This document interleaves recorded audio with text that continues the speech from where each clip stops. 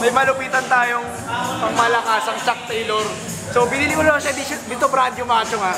Wala nga tong box eh. So binili ko lang siya second hand. So normally, yung tinihan ko sa SM is 4,000 siya. So nadali ko siya ng 2,700. So para-paraan lang yun. So at the end of the day magagamit, maano naman eh, madudumihan naman eh. Ba't ka pa bibili ng bago, di ba? So siyempre timid-timid tayo. Dumali tayo ng second hand mga chong. Nadali natin ng 2,700 mga chong. So hindi natin kung lalakas yung mahiwagang deadlift natin dito sa mahiwagang Chuck Taylor natin. So shout! Ha? Bibilin daw, bibilin.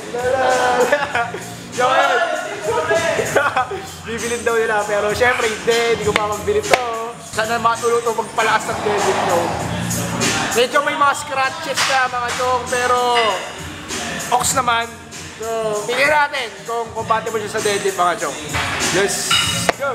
Natin kung background sa yung deadlift natin dito. Ano nga pala, sa program pa rin pala ako. Ano siya? Progression pa rin. As of now, nasa mga 75% ng max ko. Probably mga 5 by 3. So 5 sets, 5 sets of 3 reps mga chong.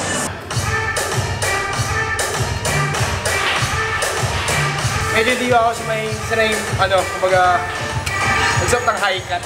Medyo awkward pa. Kaya low cut eh.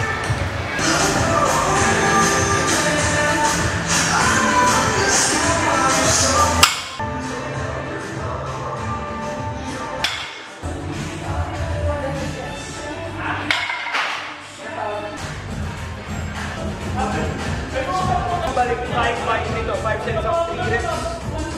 Actually, 3 pro na kayo. Ginawa ko yung 3 at wala na.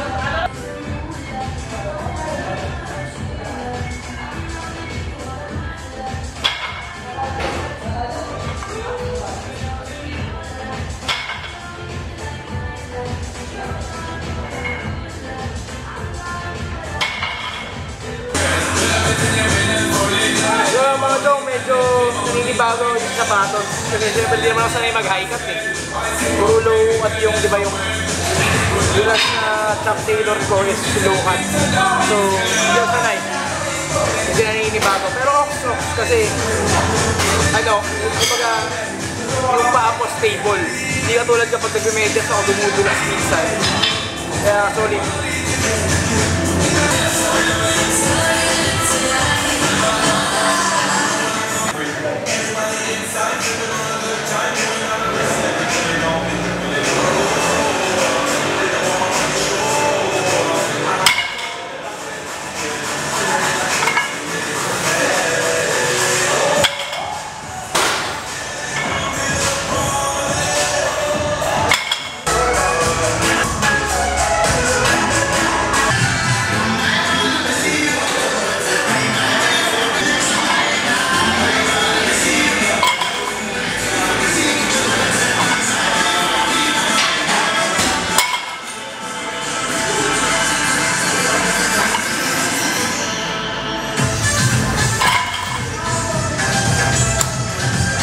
Sa rin.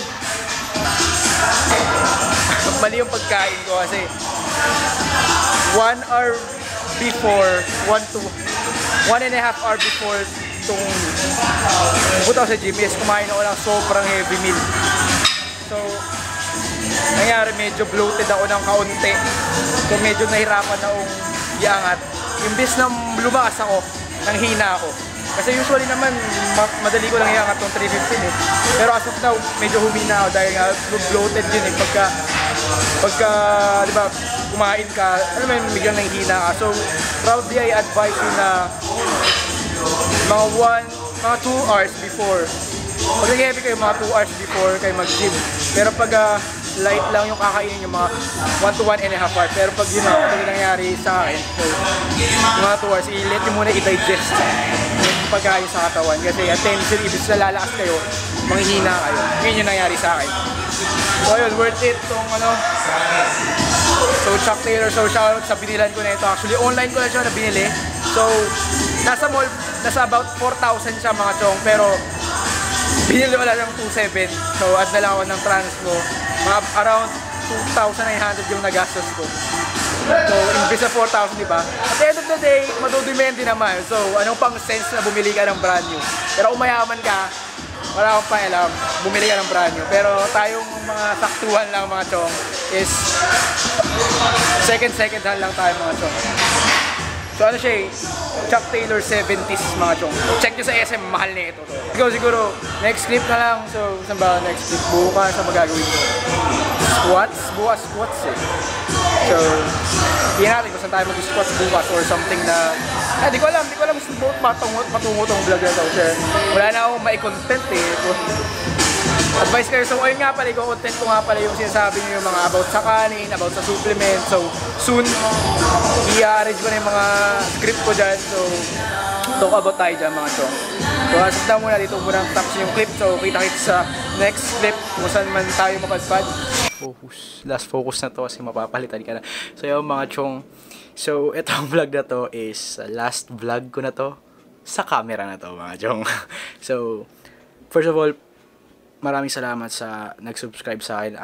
Last time I check, 600 plus subs na ako. So, salamat sa mga subscriber. So, ayun, kahit, putyo-putyo yung content ko, diba? Nandiyan pa rin kayo.